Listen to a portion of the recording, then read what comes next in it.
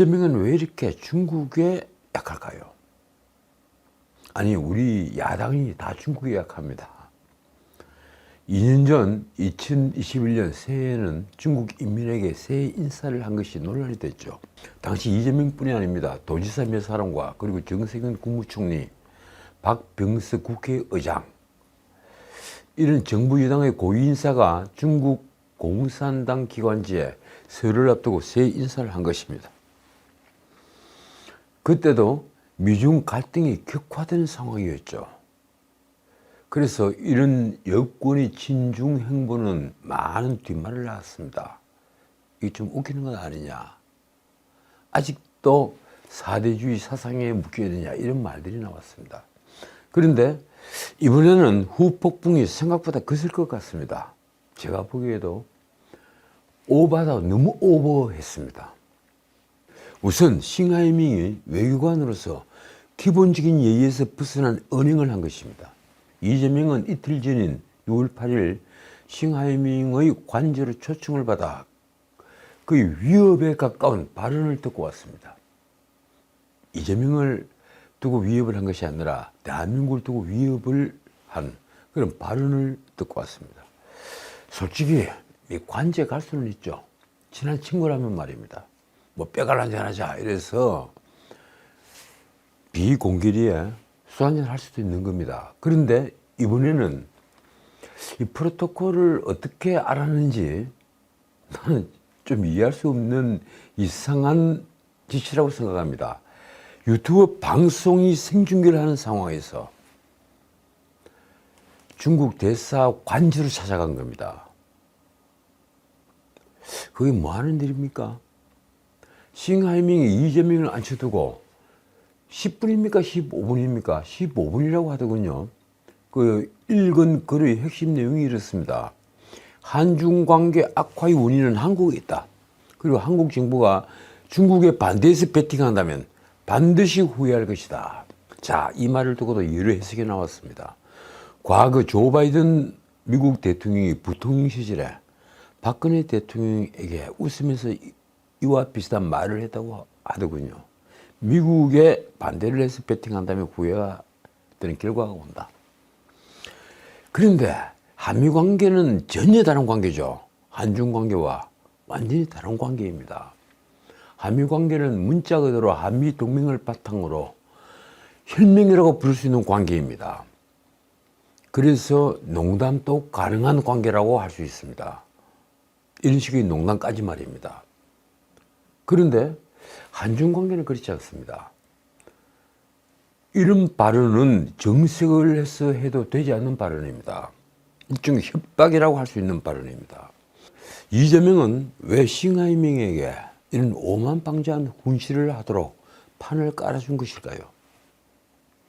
이 나라의 제일 야당 대표입니다. 그런 야당 대표가 우리 정부에 대한 훈시를 듣고 온 자해의 외교를 한 것입니다. 국민의힘 김기현 대표가 한 질타처럼 이재명은 싱하이밍의 무리한 발언을 제지하고 항의하기는커녕 도리어 교지를 받들듯이 15분간 고분고분 듣고만 있었습니다. 김기현의 탄식이 이렇습니다. 민주당 참모들은 싱하이밍의 돈 없는 오만한 발언을 받아 적는 모습까지 보였다. 민주당이 중국의 옥두각시인지 의심케 하는 장면이다. 싱하이밍은 또 이런 말도 했습니다. 한국의 대중국 무역적자 확대는 탈중국화 추진을 시도했기 때문이다. 무역적자가 지금 계속되고 있는데 그것이 한국이 중국에 등을 돌린 때문이라는 것입니다. 대만 문제 등에서 한국이 중국의 핵심 우리를 확실히 존중하기를 바란다. 이런 말도 했습니다. 이것도 일종의 협박입니다. 지난번에 중국 외교부 대변인이 이 대만 문제를 거론한 우리 대통령을 두고 입을 닥치라는 표현까지 썼죠. 아니죠. 주둥이를 닥치라는 표현을 썼습니다. 국민의힘 수석 대변인 강민국은 9일 이렇게 논평을 했습니다. 대한민국 제1야당 대표가 한중관계 악화 우려의 책임을 일방적으로 한국에 돌리는 싱하이밍 대사 발언에 침묵을 하는 것은 물론 일장 훈시만 듣고 있었던 것을 과연 국민께서 어떻게 보았을까 의문이다. 글쎄요, 싱하이밍도 참 대단합니다. 손님을 모셔놓고 앉혀놓고 자기는 호주머니 속에서 페이퍼를 끄집어내서 15분 동안 그걸 읽고 있었다. 앞에 기자들을 있었다. 이게 어떻게 봐야만 합니까? 만찬에 초대를 해놓고 말입니다. 이재명은 훈시를 그냥 듣고만 있었던 게 아니라 경우에 따라서는 맞장구까지 쳐준 셈이 됐습니다. 물론 읽을 때는 맞장구를 치지 않았지만 다 읽고 나서 말입니다. 더욱이 이 굴욕적인 접견은 민주당이 당 공식 유튜브로 30분간 생중계까지 했습니다. 강민국의 말이 이렇습니다. 이런 부끄러운 장면들을 민주당은 당 공식 유튜브로 생중계까지 했으니 이 민주당이 대놓고 우리 국민을 대상으로 중국의 주장을 그대로 전달할 기회를 제공한 셈입니다. 강민국 대변인은 삼전도의 굴욕에 빗대기까지 했습니다. 겁박에 가까운 말을 내뱉고 국가안보에 훈수까지 두는 외교적 결례를 범했다. 이재명과 싱하이밍 회동 장면은 마치 청나라 앞에 굴복했던 삼전도의 굴욕마저 떠올리게 할 정도였다. 그렇죠. 이 병자호란 때 인조는 삼전도에 나가서 머리를 9번이나 찧었습니다. 저는 정말 궁금합니다. 이 싱하이밍이 초청만찬에 어울리지 않게 준비된 원고를 주머니에서 꺼내어 한국에 대해 모멸적인 은사로 공격을 하는 글을 읽고 있는데 어찌 그 배경이 되는 것을 자처한 걸까요? 국민의힘 당대표 김기현도 울분을 쏟았습니다. 싱하이밍이 준비한 원고를 꺼내들고 작심한 듯 우리 대한민국 정부를 비판하는데도 짝짝꿍하고 백댄스를 자처했다. 민주당은 이재명이 중국과 후쿠시마 오염수 방류 문제에 대한 공조를 논의했다는 걸 내세웠습니다. 국민의힘은 이에 대해서도 날을 세웠습니다. 이 국민의힘 원내대표 윤재옥은 최고위원회의에서 이렇게 비판했습니다. 한마디로 터무니없다. 중국 원전은 우리 해역과 맞닿아 있고 후쿠시마 배출량의 50배에 이른다. 민주당은 중국의 대책을 요구해야 한다. 중국 대사를 끌어들여 쉬어버리는 것은 정략적인 것이다. 실제 이 말도 일리가 있습니다. 우리 서해를 두고 맞은편의 중국 연안에는 중국 원자력 발전소가 빽빽히 놓여 있습니다. 그리고 그 중국 원전의 안전도는 결코 일본 원전의 안전도보다 더 안전하다고 할 수는 없을 것입니다. 만약에 중국 원전에서 사고가 발생했을 때 우리는 그때도 지금처럼 오염수 방류를 묵인해야만 하는 걸까요? 그런데 하나 분명한 것은 지금 중국 원전에서 흘러나오는 서해로 흘러나오는 처리수는 산정수소가 일본 후쿠시마 원전에서 나오는 오염수보다 훨씬 더 높다고 합니다. 대부분의 과학자들이 그렇게 평가를 하고 있습니다. 어떻든 지금 민주당은 후쿠시마 오염수 방류를 벼르고 있다고 합니다. 후쿠시마 오염수를 방류하면 광화문에 수백만 명이 모일 거다. 이걸 야당이 벼르고 있는 겁니다. 그러니 윤저옥의 이런 말이 이재명의 귀에 어떻게 들리겠습니까? 어쨌든 민주당은 이번에 유튜브로 생중계까지 하면서 중국의 메신저 역할을 톡톡히 했습니다. 유튜브 생중계는 민주당 요구로 성사됐다고 합니다. 그 중국 요구가 아니었습니다. 민주당이 우리가 유튜브 생중계를 하겠다고 제안을 했던 겁니다. 시대정신 조정문 의원이 한 말이 전곡을 찔렀습니다. 그는 이재명을 향해 이렇게 쏘아붙였습니다. 중국 대사가 대표님 앞에서 우리 대통령과 정부를 15분 동안이나 작심하면서 비판할 때 기분이 좋았느냐? 저 같으면 당장 중단하라고 호통을 쳤을 것이다. 그렇습니다. 어떻게 조정문 의원 같은 식견을 가진 분들이 민주당 내부에 없겠습니까? 민주당 내부에서도 부직결했다는 비판이 마구 쏟아졌다고 합니다. 언론에 보도된 한 재선 의원의 말이 이렇습니다. 이재명 대표가 최근 발생한 악재들을 돌파하기 위해서 마음이 급했던 것 아닌가 싶다. 문제는 이재명의 인식입니다. 이재명은 어제 기자들이 싱하이밍이 한국을 작심 비판하는데 왜 아무런 말도 안 했느냐 하는 비판이 있다는 질문을 받자 이렇게 변명을 했습니다. 뭐 경제 문제나 안보 문제나 할 얘기는 충분히 했다. 글쎄, 이재명 화법 중에 하나가 본인의 잘못을 절대 시인하지 않는 거죠. 그 뒤에 이재명은 이런 말까지 했습니다. 싱하이밍이 단체 행위에 대해 좀 형평성 차원에서 조기 해제 조치를 해달라는 것에 대해 매우 긍정적인 태도를 보였던 게 조금 특이하긴 했다. 참 동문서답이죠. 그러니까 이재명은 이틀 전에 만찬에서 무엇이 문제가 되는 건지 잘 모르고 있는 것입니다. 거의 일방적인 훈시를 눈앞에서 듣고 있었으면서 말입니다. 아니죠. 어쩌면 그는 모든 것을 다 잘 알면서 뒤늦게 문제가 되니 말을 돌리는 거겠죠. 사실 싱하이밍이 그간 저질렀던 설화는 한두 번이 아닙니다.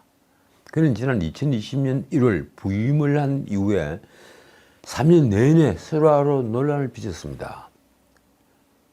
기억나는 것만 말씀드려 볼까요? 부임 직후인 2020년 2월에는 코로나 확산을 막기 위한 문재인 정부의 중국인 입국 제한 조치를 두고 많이 평가하지 않겠다고 해서 논란을 일으켰습니다. 일종의 주권 침해적 발언을 한 거죠. 싱하이밍은 2021년 5월 MBC에 출연해서는 김치와 한복이 우리 것이라고 말하는 걸 교묘히 피해갔습니다. 그는 앵커가 이 김치 한복 공징에 대한 한국민들의 감정 악화에 대한 대안을 묻자 이렇게 말했습니다. 이제 와서 이거는 내 거, 이거는 내 거, 이거는 아니다. 그런 식으로 하는 것이 약간 아쉽다. 말을 돌린 거죠. 또 그의 7월에는 유력 대선 주자였던 윤석열 후보의 언론 인터뷰를 대놓고 반박해서 이 대선 개입 논란을 자초했습니다. 당시 윤석열 후보는 기고문에서 중국이 4대 배치 철회를 주장하려면 자국 국경 인근의 장거리 레이더를 먼저 철수하라고 주장을 했죠. 중국의 국경에 있는 레이더는 3,000km를 내다봅니다. 한국에서 개미들이 기어다니는 것도 환히 본다는 말까지 있습니다. 그러니 그걸 먼저 철수를 해라. 그 주장을 윤석열 후보가 했던 겁니다. 그런데 싱하이밍이 언론 기고문 형식으로 이를 반박을 했습니다. 이를 두고 중국 외교부가 책무를 다한 것이라고 거들었다고 하더군요. 그런데 이런 싱하이밍의 태도는 명백한 외교 결례입니다. 그리고 선거 개입이라는 비판의 목소리를 피해갈 수가 없습니다. 그뿐이 아닙니다. 싱하이밍은 그해 10월 관훈클럽 토론회에서는 한국 일부 언론이 중국에 대해 지나치게 부정적인 보도를 한 점이 현재 양국 국민 감정의 불화를 초래한 주요한 원인이 아닌가 생각한다고 말했습니다. 그해 12월 한중 수교 30주년 포럼에서 외교 관례상 시진핑의 방한 차례가 아닌가 하는 기자의 질문에 싱하이밍은 순서는 무슨 순서? 이러면서 사뭇 고압적인 태도까지 보였습니다. 솔직히 저뿐만 아니라 제 주변 사람들 그리고 특히 제가 알고 있는 우리 언론계 사람들은 싱하이밍이 외교관으로 적절한 인물인가 의구심을 다들 가지고 있습니다. 자, 대한민국을 마치 중국의 속국처럼 여기는 이런 싱하이밍의 오만방자한 태도는 어디서 나온 걸까요? 저는 시진핑이 트럼프의 초청으로 미국에 갔을 때 여러분들이 다 기억하신지는 모르겠습니다만 한국을 중국의 속국처럼 표현한 적이 있었습니다. 논란이 굉장히 커졌죠. 그런 표현에서 알 수 있듯이 중국 통치자들의 안하무인적인 태도가 영향을 미친 것이라고 저는 생각합니다. 거기에다가 문재인이 보여주었던 이 굴욕적인 자세는 중국에 대한 굴욕적인 자세는 중국에게 한국은 하대를 해도 된다는 확신을 심어주었습니다. 한 예를 들까요?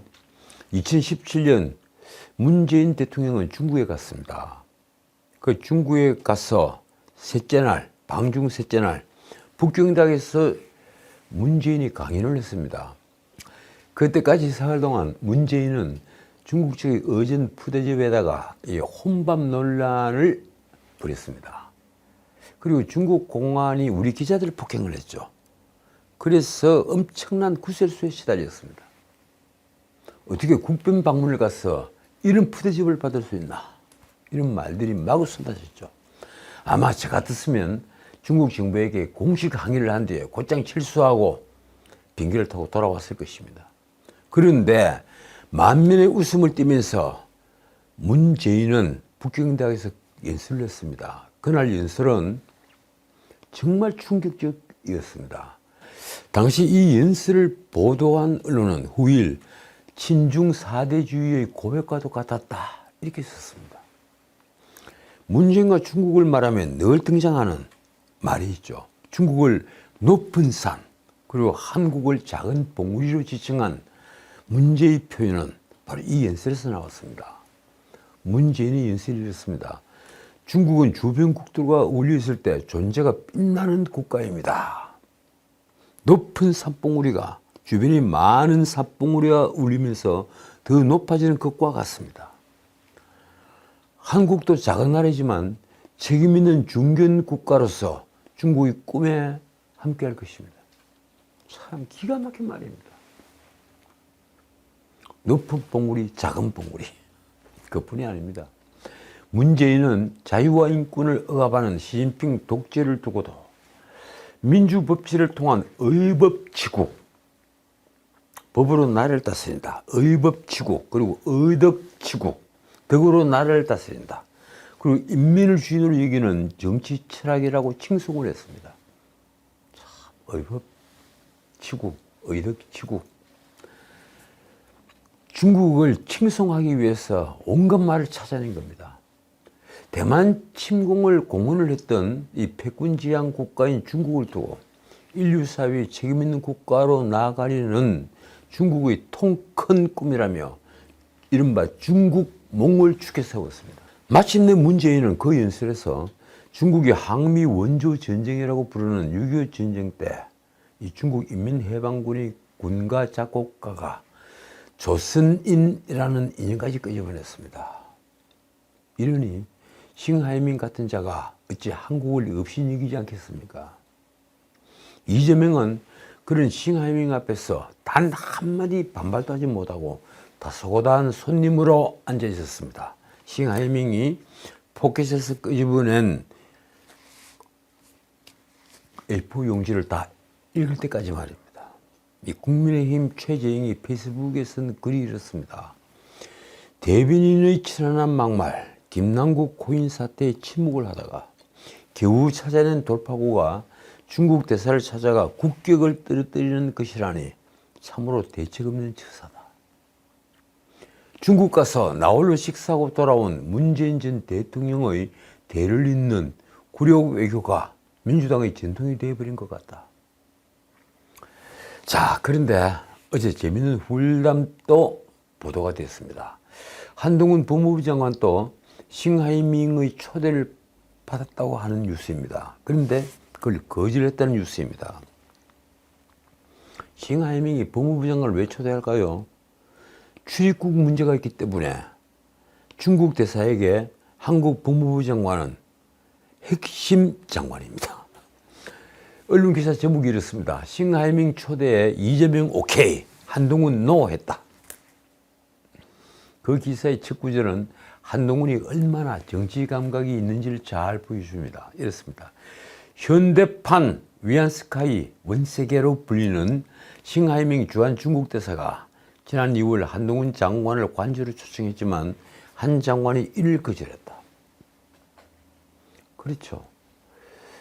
특별한 이유 없이 관저로 초대를 했다. 친분도 없는데 관저로 초대를 했다. 거기에 응하기에는 굉장히 조심스러웠을 것입니다. 싱하이밍은 이재명을 불러놓고 한국이 미국이 승리할 것이고 중국이 패배할 것이라고 베팅을 하고 있는데 이는 분명히 잘못된 판단이다. 나중에 반드시 후회할 것이라고 협박까지 했죠. 그러면서 최근 어려운 한중 관계에 대해서는 그 책임은 중국에 있지 않다고 강변을 했습니다. 그런데 2달 전 한동훈 장관이 초청에 응했다면 싱하이밍은 또 무슨 정치적 쇼를 벌였을까요? 결국 외교부가 이를 묵과지 못했습니다. 외교부는 9일 장호진 1차관이 싱하이밍을 초치해서 엄중 경고했습니다. 외교부 발표 내용이 이렇습니다. 어제 우리나라 야당 대표와의 만찬을 계기로 싱하이밍 대사의 외교 관리에 어긋나는 비상식적이고 도발적인 언행에 대해 엄중 경고하고 강력한 유감을 표했다. 장 차관이 싱하이밍에게 경고한 내용은 이렇습니다. 주한 대사가 다수의 언론 매체 앞에서 사실과 다른 내용과 묵과할 수 없는 표현으로 우리 정부 정책을 비판한 것은 외교사절의 우호관계 정진 임무를 규정한 비엔나 협약과 그리고 외교 관리에 어긋날 뿐만 아니라 우리 국내 정치에 개입하는 내정 간섭에 해당할 수 있다. 비엔나 협약에 어긋난다.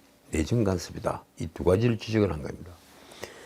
솔직히 말해 제가 지금까지 읽은 책에서 싱하이밍이 보여준 이런 작태를 저는 아직까지 읽지 못했습니다.